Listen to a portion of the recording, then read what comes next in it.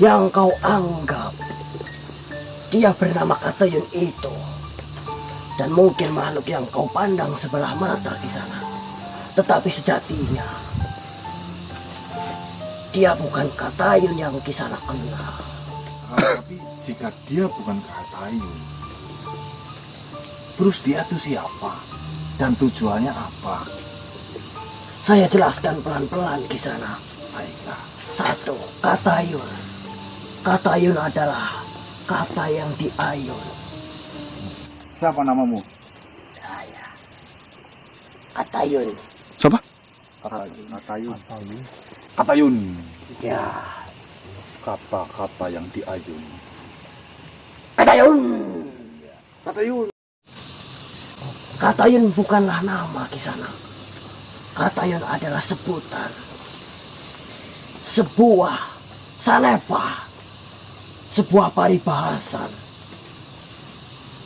yang ingin disampaikan sesosok makhluk yang mengaku sebagai Katayun itu. Katayun adalah kata yang diayun. Itu adalah pemahaman dari saya Kisana. Maksud adalah kata yang diayun, yaitu dia mengayunkan kata untuk mencapai tujuan tertentu.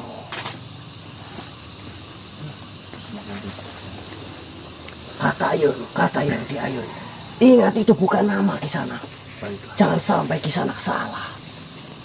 Dan yang kedua, dia mengaku sebagai pemati kuda. Bukan begitu? Ya. Tetap saja saya pemati kuda. Berapa ekor kau memati kuda itu? Ratusan. Ratusan. Jika kau melihat kuda-kuda itu pada saat itu, kuda-kuda yang kakinya terangkat 1, 2, ataupun 3, saya yang melatihnya. Dan dia berulang kali mengatakan dan mengaku bahwasanya dia adalah pemati kuda. Yang perlu Kisana mengerti arti dari kata kuda. Yang dia ayunkan bukanlah hewan, tetapi sebuah perjalanan. Kuda yang dimaksud oleh Katayun itu, dia adalah kuda yang akan mengantarkan perjalanan di sana. Terus coba. Dan dia berulang kali mengatakan bahwasanya mustika yang Kisana bawa ini adalah palsu. Dia menegaskan itu, padahal Katayun adalah bagian dari mustika itu. Seharusnya dia tidak mungkin salah kenal dengan mustika itu Kisana. Bukan begitu? Ya. Lantas kenapa Katayun selalu mengatakan bahwa mustika itu palsu? Saya mencium kepalsuan di antara kalian. Nah, ini palsu. Saya berikan. Tolong jujurlah. Astagfirullah. Mau. Palsu yang dia maksud bukanlah palsu yang Kisana mengerti kata artinya. Palsu yang dimaksud adalah suatu tempat.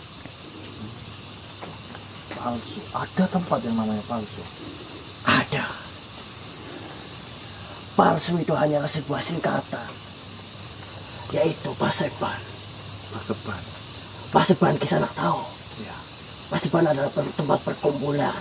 Ya. Palsu, lasuli. Paseban, lasuli, palsu. Ada suatu tempat yang disebut Paseban Lasuli. Tempat itu jauh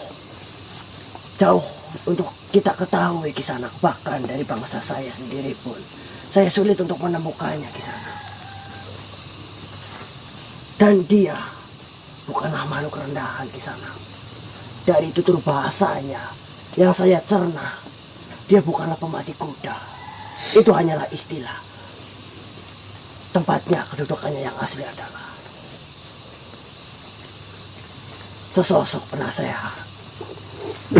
Saya adalah Penasehatnya itu gimana? bukan bicara saya adalah melambangkan kebijaksanaan, melambangkan kejujuran dan tingkat kecerdasan yang tinggi. Penasehat. Penasehat. Ya. Penasehat kuda. Bukan. Kok bisa gitu terus? Penasehat raja. Cita-citanya. Ya. Itu alasan kenapa ya dia mengatakan dia bermimpi ingin menjadi seorang penasehat di sana. Karena sejatinya dia adalah penasehat. Jangan kepret jigong. Kepret itu adalah tamparan. Jigong adalah kotoran di mulut. Kepret ini. Kau tahu dari mana dia punya kepret jigong?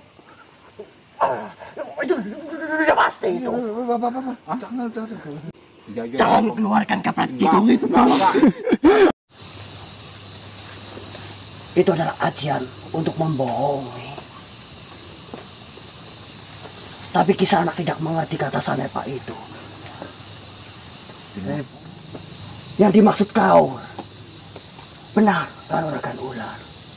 Di atas tulisan yang menandakan dia memiliki ilmu kanuragan ular dilembangkan dengan kata kaur dan dilembangkan tertulis Arso.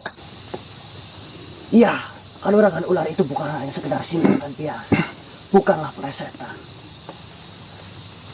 Kanuragan ular yang dimaksud adalah mustika itu bisa disalahgunakan untuk mendapatkan ajian kanuragan ular. Dengan begitu, Kisanak harus menjaganya baik-baik. Sebenarnya tujuannya makhluk itu apa? Kisanak tidak mengerti kenapa dia melakukan itu. Ya saya tidak tahu. Terlihat jelas dari gerakannya, dari cara dia berbicara, dia menyembunyikan sesuatu dari sesosok makhluk. Dan dia ingin menyampaikan pesan kepada Kisanak. Apa mungkin dia diawasi? Benar sekali manusia. Seperti yang saya katakan, akan saya jelaskan dengan gamblang jika Kisanak tidak mengerti. Baiklah. Dia adalah utusan dari Raja Saroja. Ya memang dia mengatakan seperti itu. Ya, itu benar. Akan tetapi dia menutupi itu agar keberadaannya tidak diketahui oleh pihak Ratu Pasir. Jadi dia berpura-pura menjadi seorang pemantik kuda yang bodoh, yang tidak tahu malu dan hina itu.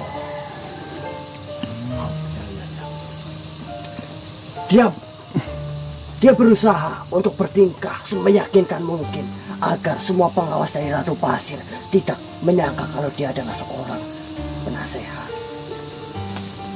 Dan selama ini Katayun mendekati Kisanak dengan bahasa yang susah dicerna.